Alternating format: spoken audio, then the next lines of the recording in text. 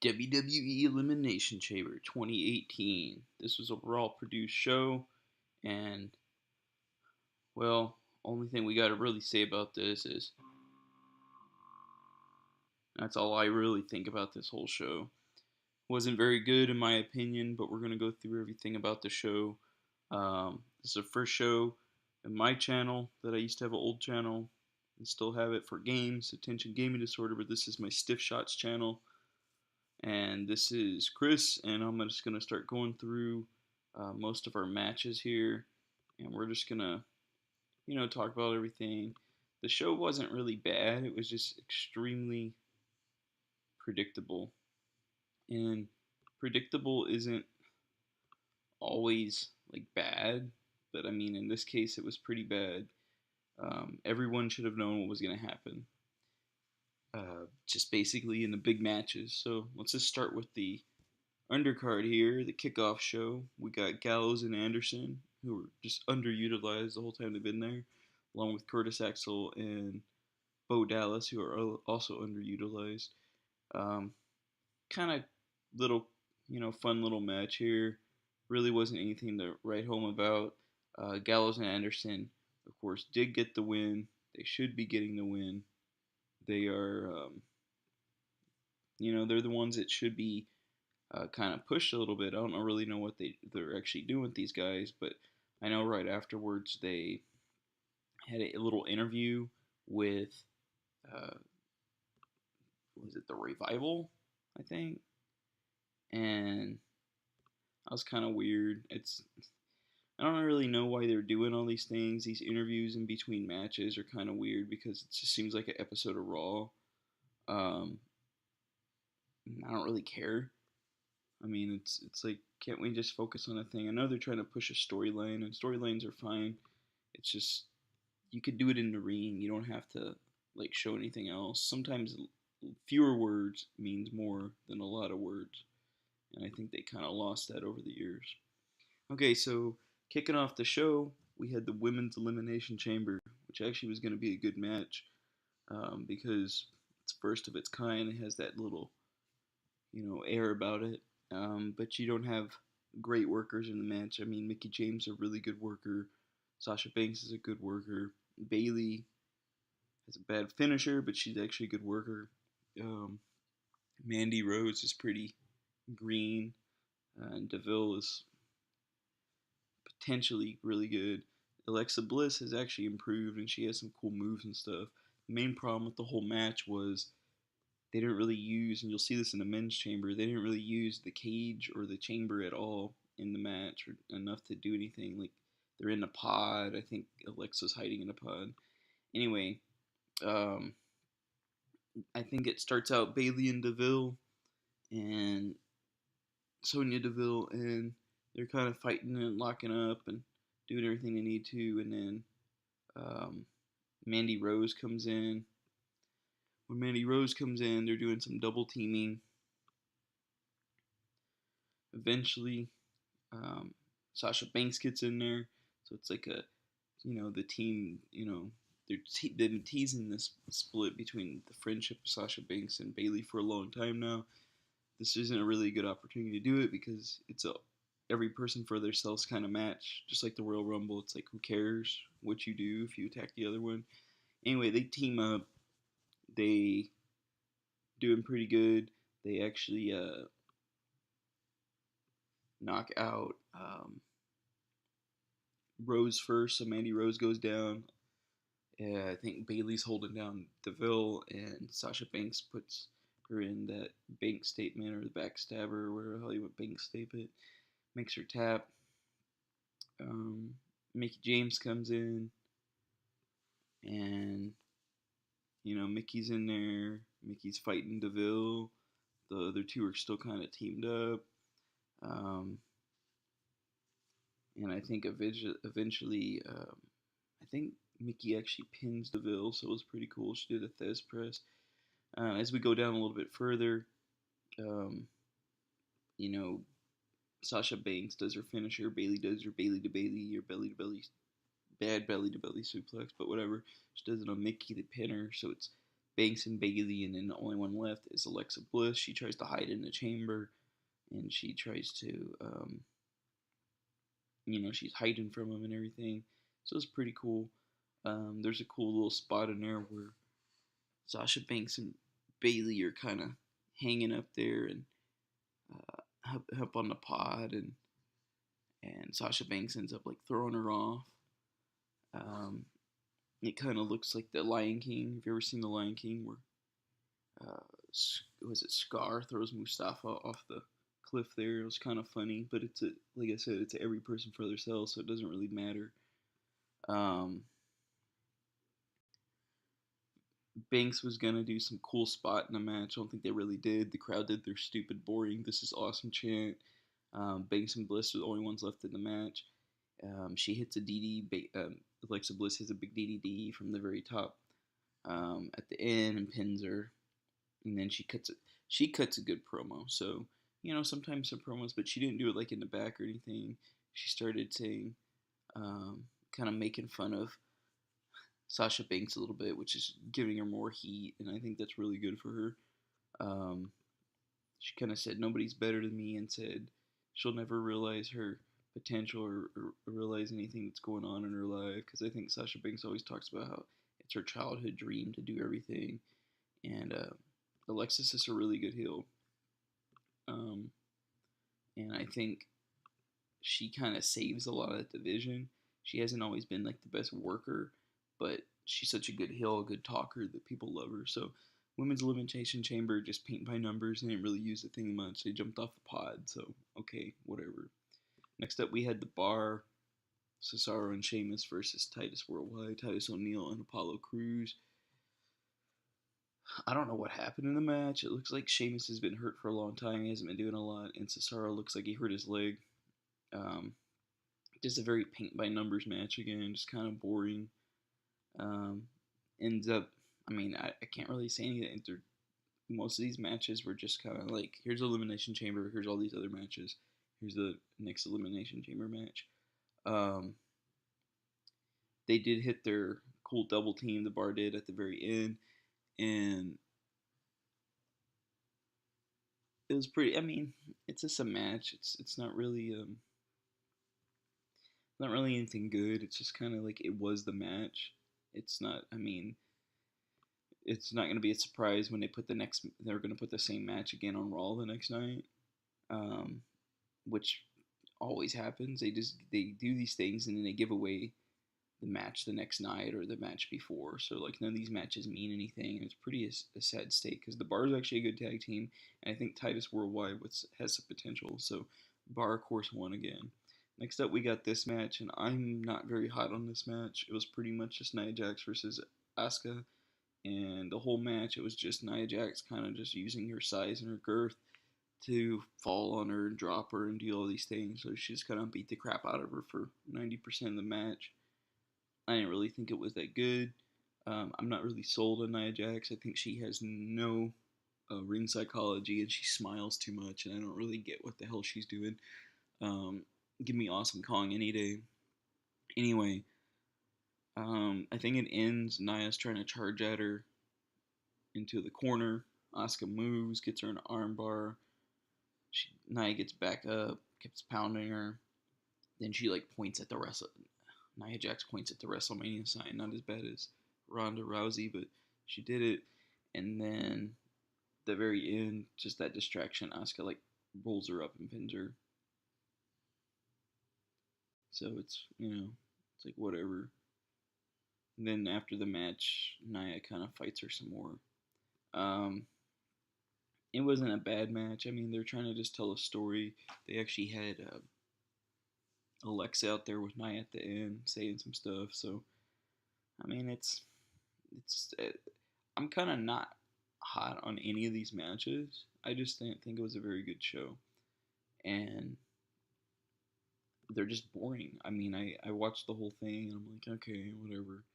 And most indicative of this is this next match. This is Bray Wyatt versus Wilk and Matt Hardy, and just boring match. No, the crowd wasn't behind it. Nothing was happening. And when the crowd's not behind it, it really gets even worse. Wyatt's just stale and boring. I mean, he's been losing and losing and losing for a long time. So is Matt. So it's like the battle of the losers. Um, at one point in the match, the crowd starts chanting for Rusev Day. So that's how bored they were. Rusev Day's cool, but I mean, they're bored with that match. Um, Hardy hits a twist of fate and wins the match. That's all you got to say about the thing. It was just a quick little boring thing. I don't know why anybody would want to watch it again. They didn't do anything interesting or new or cool. It's like a blow off match. Anyway, next thing you had was Ronda Rousey, and there's the image you really want to see. She throws Triple H to a table after Triple H jumped up in the air. Anyway, it was pretty obvious what was going to happen here. It was set up wrong. Kurt Angle was trying to talk, and he kind of messed it up. Kurt Angle's been having fumbling over his words a lot.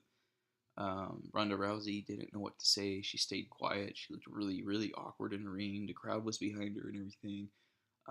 So out there you had Ronda Rousey, Triple H, Stephanie, and Kurt Angle.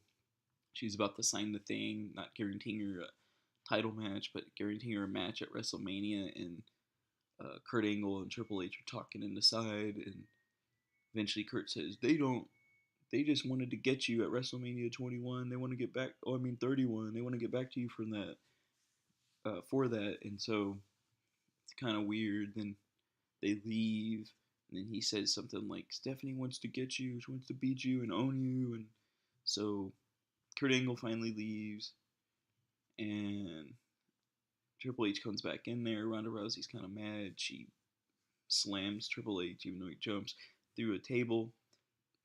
Then Stephanie slaps her in the face, and then she stares at her. Stephanie runs away, and she throws a thing on Triple H. I mean, I get what they're doing with all this stuff. I don't care. And I'm a little bit worried that this isn't going to work out in the long run for them, because she's very awkward.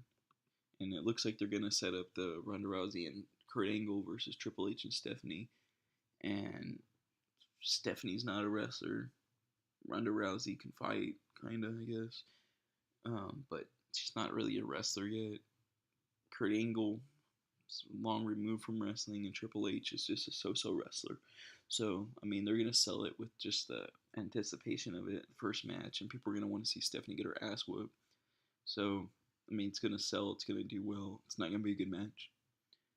Hopefully they don't ruin what they have with Ronda Rousey, because the crowd is really behind her. Okay, last thing we had was Elimination Chamber with the men.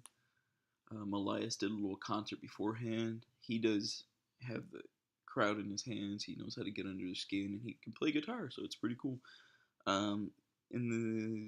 They had locked up Elias, Braun, John, and the Samoan Roman Reigns up in the pods.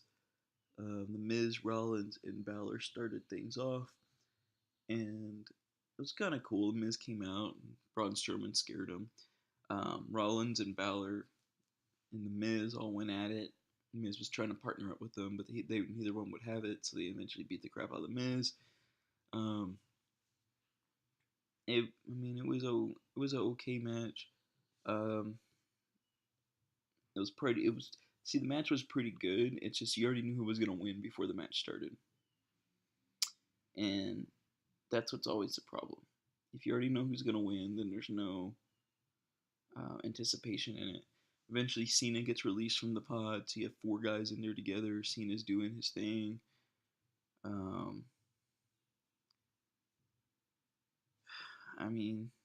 It's John Cena. He does a double 5-knuckle shuffle on Rollins, and who else does he do it? He does it on Rollins and The Miz. Then Balor comes in there and starts fighting him. It was pretty cool. You could tell the spots.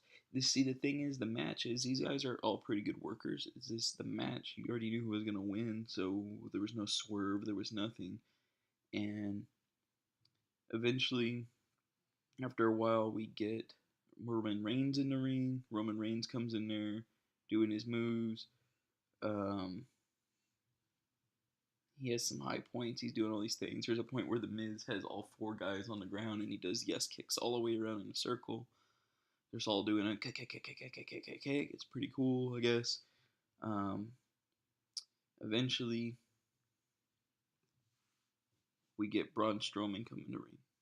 Braun Strowman is the one that's really, really over. So is Rollins, and to a lesser extent Balor right now. Um, the Miz is always over, but not as the main event guy yet. At least not on this show. Maybe on SmackDown. So Braun comes in. He starts throwing everybody, beating everybody. So everyone decides we gotta, team up to fight this guy. And what happens is they all hit their finishers on him, and he's still kicking. Braun's still kicking out. It's like, okay, Braun's kicking out of this finisher and this finisher and this finisher, and it makes their finishers look weak. Um, so I don't really know what the point of it was, but they're building Braun up to make him look like a crazy person. Eventually, Elias comes in there, and Elias kind of does this cool electric chair spot with um, Roman Reigns, where he has him on his shoulders. He flips around and slams him down, and it was kind of scary, but he pulled it off well. Then I guess he's trying to do it on Braun too, which wasn't going to happen. Braun sits on him and then hits the power slam, no longer the running power slam. I don't know when he changed that, and pins him. Um, then Cena's trying to do something to him. He jumps off the top rope. Braun catches him, hits the power slam, pins Cena. So you got Elias and Cena both out. Reigns is getting rocked and beat up and everything. Um, and then Balor comes in there, and it's like Balor versus Braun, and Balor's taking it to Braun and actually doing everything he can to stop him, and he's really looking good. So there's like a spot in here where Balor just takes over the match, and he kind of chops Braun Strowman down, did the coup de grace on top of his head. Then he fights at Rollins. Then he hits, then Reigns comes at him, and he hits the coup de grace on Reigns, and he had Reigns beat, but Braun breaks up the thing, power slams him, he's out. Rollins and Reigns are now in there with Braun. They try to team up to beat him. They're still not really using the chamber. So Rollins and Reigns are teaming up, and of course, almost immediately, he turns on Roman Reigns, like, too fast, in my opinion. Like, they didn't really beat the guy down.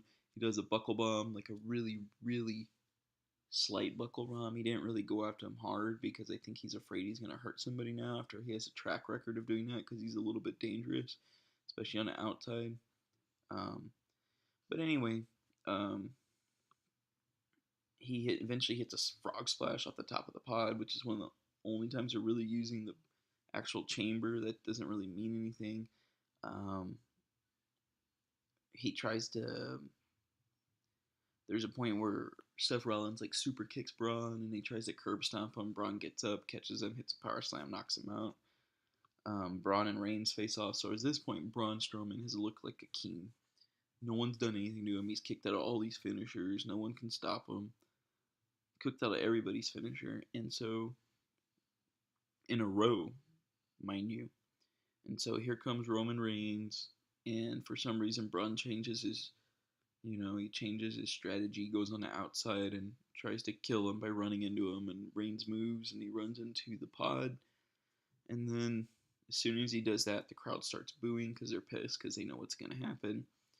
Then they get back in the ring, and he just keeps hitting Superman punches. And it's like, okay, punch him? So just keep punching him, and then punching him again. He There's a point where Braun blocks the spear, and the crowd's like, huh? Maybe? But then Reigns comes right back, hits another Superman punch, hits a spear, and then he gets back up, hits another spear, and he pins him. And the crowd just shit on it. Nobody really liked it, so right afterwards, Braun came back in and beat the crap out of him and threw him through a pod. I don't know what the hell the point of the whole thing was. Nobody really wants Reigns to do anything. It's really pulling teeth at this point, but they invested a lot in him, so there's your winner. He's going to WrestleMania. I'd say the overall show, I'd give it a 5 out of 10. It's just way too predictable. Anybody could predict it, every single result from every match. Maybe not how it would have happened, but just very predictable. I was kind of mad because I was like, oh, the Bar and Titus Worldwide were going to probably have the best match, but it looked like some people got hurt there. Um, I guess the Elimination Chamber for the men would have been the best match on the card, but it was so predictable. It wasn't that good. They're not listening to the crowd. People were tired of John Cena. People were tired of Roman Reigns. Sounds like they want Braun and Rollins, and then probably Balor. People love the Miz, so I mean, I could see like the Miz and Rollins or Balor or Braun all going into a program with one another for the IC title. Elias, I don't know what you're gonna do with him, but um, he had a good spot with Braun before at Raw, so maybe what we'll have is a, you know, Elias versus Braun match, and then maybe a, Balor and Rollins match and Miz triple threat, because you're gonna have all these guys in there. I don't know what the hell John Cena's gonna do. Maybe nothing. But I'm really not looking forward to WrestleMania. We've known it for over a year what the match is gonna be and who's gonna win. Just I don't care. I don't like Roman Reigns. I don't think he's that good of a wrestler. Um, I think he's a solid worker. I just don't think that his persona is fitting him. It's just a weird era right now and kind of sucks. Um, so there you go. That was the Elimination Chamber. Give me your thoughts on the thing. Write them down there in the comment section. And until next time, this is Stiff Shots. And I'm going to be making a lot more videos taking shots at a lot of your favorite guys, because I have some hard feelings about a lot of people that people love. So, wasn't a horrible show, it just was a boring show. So, there you go. See you next time.